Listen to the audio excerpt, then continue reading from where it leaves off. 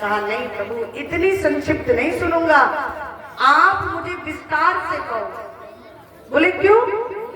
क्योंकि प्रभु इतना आनंद आ रहा है, इतना आनंद आ रहा है कि मैं आपको वर्णन नहीं कर सकता। स्वामी सुखदेव जी महाराज बोले 4 दिन हो गए नॉन स्टॉप कथा चली थी, हमारी तरह नहीं 2 घंटे बैठ गए फिर 4 घंटे वहां आराम कर रहे हैं, फिर 2 घंटे के लिए आ गए, ऐसे नहीं 4 दिन नॉन स्टॉप, ना तो कथावाचक उठे और ना श्रोता, लगातार चली थी। तो कहा कम से कम भूख प्यास लगी होगी, कुछ खा पी लूं, उसके बाद कथा कहेंगे। बोले नहीं प्रभु, कथा चल रही है, आप कथा कहो, मुझे कुछ भूख प्यास नहीं लगी, मुझे कुछ खाना पीना नहीं है, बस आप कथा कहो। स्वामी सुखदेव जी महाराज बोले हे राजा परीक्षित, मैं भी तो यही देख रहा था कि आपका मन कथा में है या, इसीलिए मैंने जल्दी कहा। बोले प्रभु आप विस्तार से कहो। बोले राजन सुनो, मथुरा के एक राजा हुए जिनका नाम था उग्रसेन, उनके एक पत्नी थी जिनका नाम था पवनस्त्रा। ना आज बढ़िया, आज नहीं रोज बढ़िया। हाँ बोले बाके हरि लाल की, रोटी की जरूरत ही ना है, आज माल इतने आ गए। बोली राधे रानी सरकार की।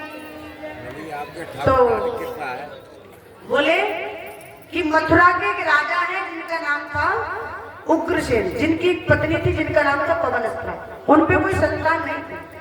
तो पुत्र कामेष्टि के यज्ञ हुआ और यज्ञ से भगवान ने आशीर्वाद दिया तो उनको एक पुत्र हुआ। एक दिन मैया गर्भ धारण, हाँ मैया जंगल में गई तो दुर्मिलिक नाम के राक्षस की छवि पड़ गई मैया के गर्भ पर। मैया को ये संशय हुआ कि राक्षस की छवि पड़ी तो हो सकता है कि बच्चा भी राक्षस हो, तो मैया ने कहा कि मैं गर्भ को नष्ट कर देती हूँ। तो उस राक्षस ने कहा कि हे मैया तुम इस गर्भ को नष्ट मत करो, इस गर्भ को रहने दीजिए, मैं ये स्वीकार करता हूँ कि ये बच्चा जो गर्भ में है वो राक्षस होगा, लेकिन ये बलशाली होगा, बलवान होगा, और इतना ही नहीं इसके उद्धार के लिए भगवान नारायण प्रभु इस धराधाम पर अवतार लेकर के आए। तो मैया ने गर्भ धारण करके रखा और समय अनुसार उस बच्चे ने गर्भ से जन्म लिया। तो संतों ने, ब्राह्मणों ने उसका नाम क्या रखा? कंस।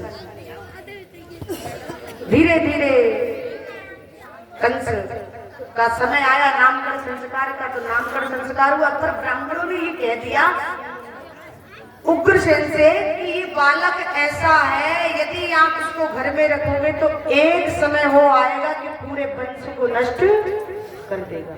तो उग्रसेन को थोड़ा सा दुख हुआ, उन्होंने कहा कि अभी छोटा है, काम करता हूं उसको खत्म ही कर दो। एक लकड़ी की पेटी बनाकर उसमें अंदर बंद कर दिया, करके यमुना मैया में प्रवाहित कर दिया जल में।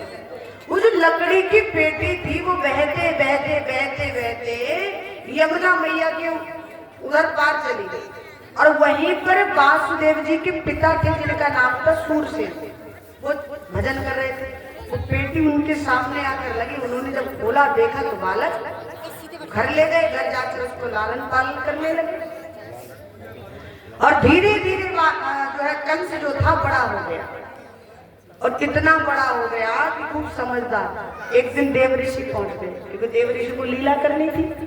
देव ऋषि ने पूरा वृत्तांत बता दिया कि आपके पिता ये नहीं है, आपके पिता उग्रसेन है, उन्होंने ऐसे ऐसे आपके साथ किया, आपको जल में बहा दिया, आपको मारना चाहो तो आप बच गए। कंस को बड़ा बुरा लगा, ये भी कोई पिता होता है ये अपने पुत्र को मारना चाहे।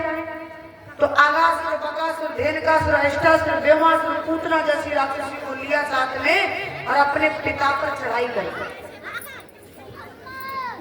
बोली बाके बिहारी लाल की, और अपने पिता को राज सिंहासन से उतारकर स्वयं राजा बनकर के बैठ गए और कह दिया कि यदि कोई भगवान का नाम लेगा तो मैं उसको मृत्यु दंड दे दूंगा। आज से मैं यहाँ का भगवान हूँ, मेरे नाम से ही पूजा सेवा करो। यहाँ तक यज्ञ भी होता था, आहुति दी जाती थी ना, आहुति तो ओम कंसाय स्वाहा, कंस के नाम से। और तो और कंस जब गर्जना करता तो गर्भवती माताओं के गर्भ नष्ट हो जाते। लेकिन कंस की एक बहन थी जिसका नाम था देवकी, चचेरी बहन, उसको बड़ा प्रेम